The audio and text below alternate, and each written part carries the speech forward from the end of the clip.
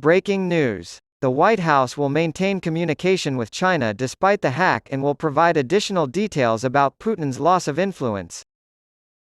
National Security Council Coordinator for Strategic Communications John Kirby told VOA White House correspondent Paris Huang on Thursday that the Biden administration is concerned about a recent Chinese hack targeting the websites of U.S. federal agencies but will keep the lines of communication open.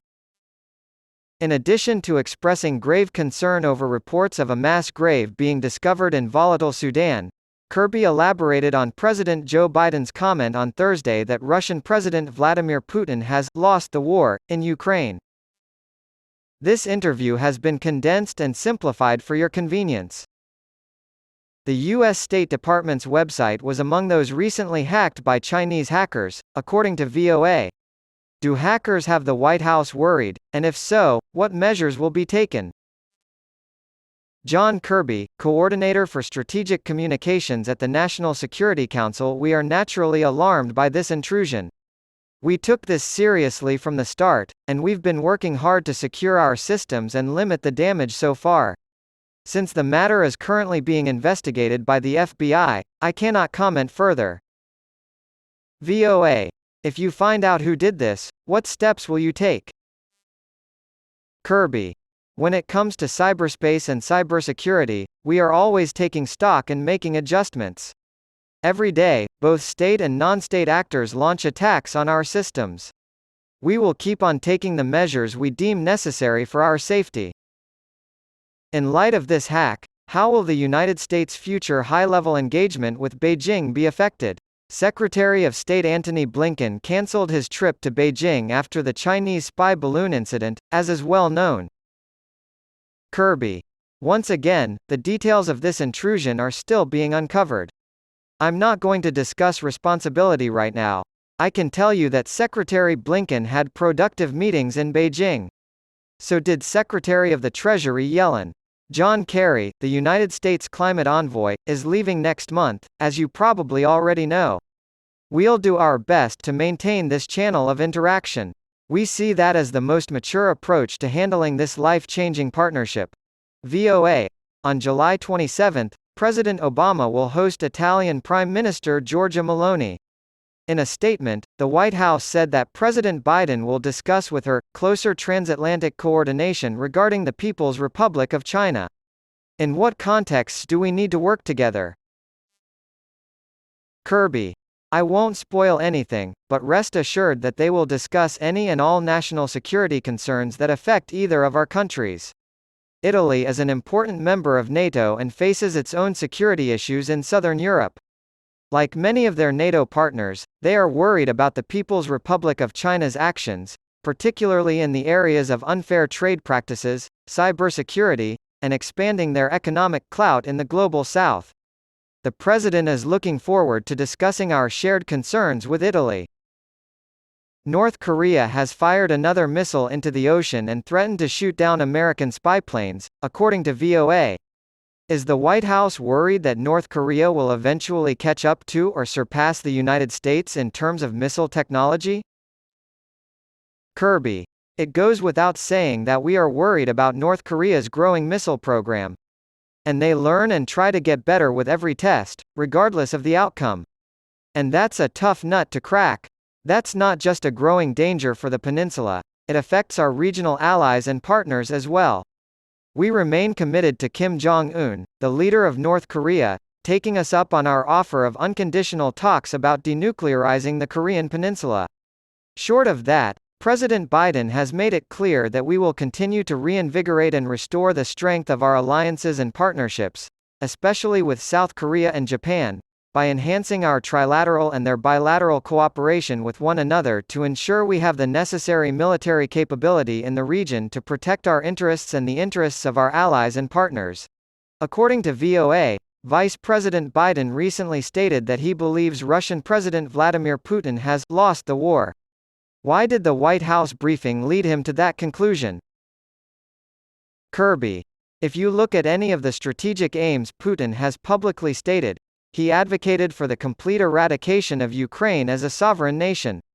His goal was to overthrow Ukrainian President Volodymyr Zelensky's government. He intended to conquer Ukraine and incorporate it as a Russian province. And he's accomplished nada in that regard. The president also hinted that this was part of his plan, sowing discord between the United States and its allies by splintering the West and NATO. And naturally, he's gotten the complete opposite of everything he wished for. For the West, NATO has grown by 2 members since Putin's activities began. This is a reflection of President Biden's international leadership. VOA. The word guarantees is missing from the language of the G7 declaration, replaced by the word assurances regarding Ukraine's safety. Will G7 heads of state promise Ukraine protection until that country joins NATO? Kirby. We, the G7 leaders, will make long-term security commitments to Ukraine. And Ukraine will be well on its way to joining NATO. There is no way I can estimate that right now. However, those security obligations will continue, beginning right now, until they join NATO. Please discuss the mass grave that was discovered in Sudan with VOA. Kirby. We are deeply troubled by reports that the Rapid Support Forces in the vicinity of West Darfur massacred and buried more than 80 civilians, 80 innocent people, in a mass grave. This is totally unacceptable, so naturally the United States will bring this up with its friends and allies as well as the United Nations. In any case, we find that unacceptable. Those responsible, the Rapid Support Forces, must be held to account for this atrocity. Putin said he gave Wagner service members a second chance in an interview. According to an interview published late Thursday, Russian President Vladimir Putin offered mercenary fighters with the Wagner Group the chance to continue serving together in Russia after their revolt. In an interview with the Russian newspaper Kommersant, Putin revealed that he made this offer to about 36 fighters and Wagner founder Yevgeny Prigozhin at the end of last month, just 5 days after Wagner attempted to overthrow Russia's military hierarchy. The offer would have the fighters continuing to serve under their current commander, who the newspaper only referred to by his codename, Grey Hair. Putin added that it was the responsibility of the Russian government and parliament to establish regulations for private military organizations in Russia. According to Kommersant, Putin met with 35 Wagner fighters and Prigozhin in the Kremlin and discussed their future, including the possibility of staying under their commander for another 16 months. They could have gathered in one place and continued their service, the president was quoted as saying by Kommersant. And there would have been no difference. They would have followed the same leader who was really in charge all along.